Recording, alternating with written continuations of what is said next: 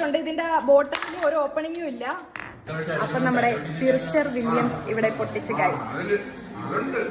ഇനി ഇത് ഇവര് അടിച്ചു കഴിഞ്ഞിട്ട് ഈ കുപ്പി പൊട്ടിക്കും, എന്നിട്ട് കാണാം.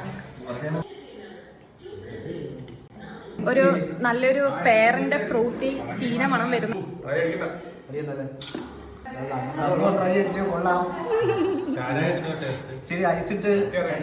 കണ്ണിന്നൊക്കെ വെള്ളം വരുന്നുണ്ട്.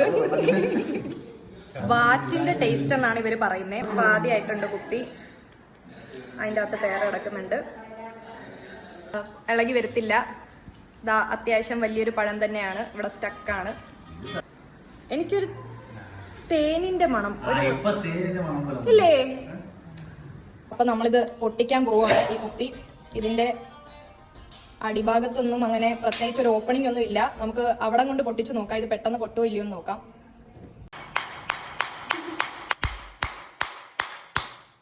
ഇതിന്റെ ബോട്ടലിന് ഒരു ഓപ്പണിംഗും ഇല്ല.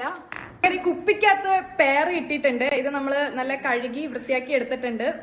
ജസ്റ്റ് ഒന്ന് മുറിച്ചൊന്ന് അകത്തൊന്ന് ചെറുതായിട്ട് ടേസ്റ്റ് ചെയ്ത് നോക്കാം.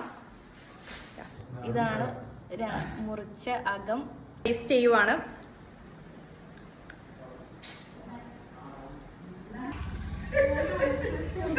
പക്ഷെ ഈ പേരില് നല്ല വൃത്തിക്ക് ആ ഒരു ബ്രാൻഡി പിടിച്ചിട്ടുണ്ട്. അതുകൊണ്ടാണ് അത്ര ടേസ്റ്റ്. ഒരു രീതിയിൽ ഒരു ഫ്രൂട്ടിന്റെ ചൊവ ഇതിനില്ല. അതിന് ആ നല്ല കയ്പാണ്, നല്ല കയ്പ്. ആ ഒരു ബ്രാൻഡിയുടെ ഇത്. അടുത്ത വട്ടം വരുമ്പോൾ ഞാൻ ഇതിലും വെറൈറ്റി ആയിട്ടുള്ള സാധനമായിട്ടായിരിക്കും വരുന്നത്. ആ പെയർ ബോട്ടിലെ പഴം ബോട്ടിൻ്റെ അകത്ത് തന്നെ വെച്ച് വല്ല ഷോക്കേഴ്സിലും വെക്കുന്നതാണ് നല്ലത്. കാരണം നമ്മളത് ആരും കഴിച്ചില്ല, അത് കൊള്ളില്ലായിരുന്നു. ഭയങ്കര കയ്പാണ്. കുടിച്ചവർക്ക് പോലും അത് കഴിക്കാനായിട്ട് പറ്റിയില്ല. അത് നമ്മൾ അതേപോലെ കളയാൻ കൊണ്ടുപോയിട്ടുണ്ട്.